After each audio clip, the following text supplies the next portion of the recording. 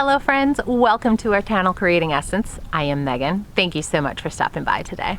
I'm going to take a few minutes today to answer a question that I get often in my homeschooling journey that I thought might be helpful to answer here for anyone who might be searching. Today that question is, how do you homeschool with multiple kids at different levels and more than one who has special needs? If you are new here, I have 6 beautiful children at home, and they range in age from high school to practically newborn. I also have a child who has autism spectrum disorder and a child with special medical needs that do affect his ability to do schoolwork at times.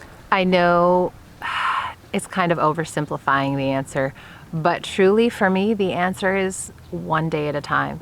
We have kids on all different levels in all different grades. I talked about that in a video that I will link below about working through elementary, middle, and high school and how those phases change for us. But as far as working with the different levels and adding the facet special needs and special learning needs, we learned from the start and have continued to learn that there are specific ways we need to deal with our son with autism as far as his education is concerned.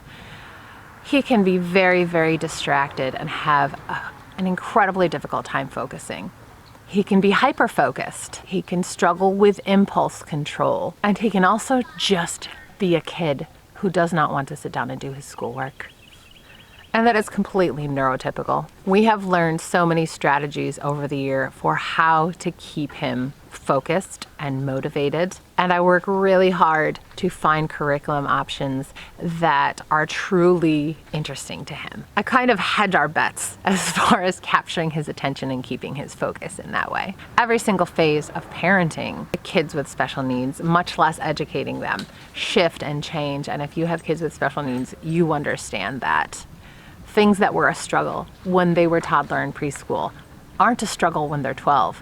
But the things that are huge struggles when they're 12, you never would have imagined when they were 4. So we just take it one day at a time.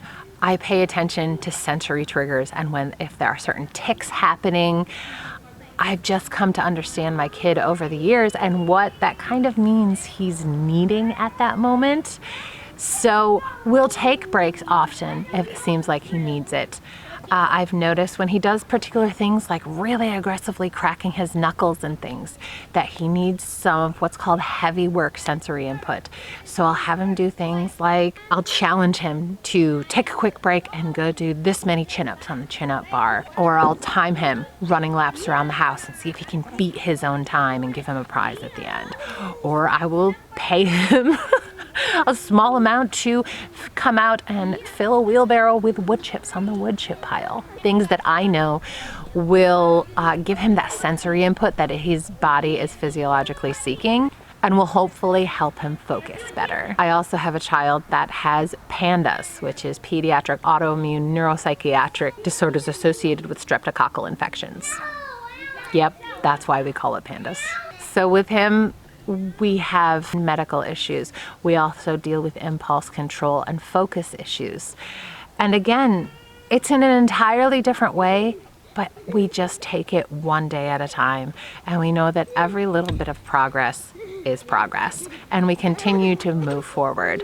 And again, I try where there's wiggle room to specialize in one way or the other to things that might interest him more, I try to. Because on the days that he's physically struggling with it, when his health is not the best and he's having a hard time, if it's something interesting, it's a lot easier for his brain to work through. And not every day do we actually accomplish everything. There are plenty of days where I just give up because I have bad days and they have bad days just like I have bad days. And sometimes we just need to take a deep breath and try again tomorrow. And that's okay. I am so grateful for the flexibility that homeschooling has given us to do that. One really key way that I have found really helps our family and our ability to take those kind of breaks when we've needed is to do year-round homeschooling.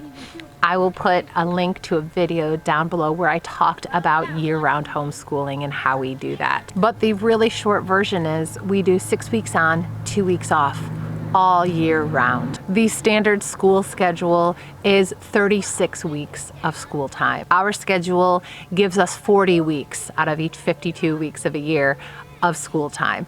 But that also allows us to have a 4-day school week, and it allows us to take extra days off when we need them because we're struggling. We still always have more than enough time to get things done. We don't restart our new school year until August 1st, and I have kids that are almost done with their books currently. So we have plenty of time to actually get the work done that we need while giving our family that kind of pace that we need to take for individual children with extra struggles. I am very grateful that as my kids progress through grades, they also take more ownership for their courses, for their coursework, and they really just blossom with personal responsibility for getting schoolwork done. Most days now, when I get up in the morning with the baby at 7 o'clock, at least 2 of my kids are already sitting on the couch working on their schoolwork because they have come to embrace the fact that when they get their schoolwork done, they can go do whatever else they want with the rest of their day.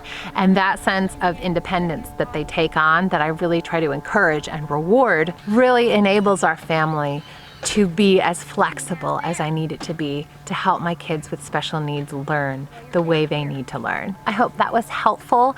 If you have any questions, please, as always, feel free to put them in the comment section below. If you like this video, give it a thumbs up, share it if you think anyone else might find it useful, and subscribe to hang out for more. We'll see you again soon.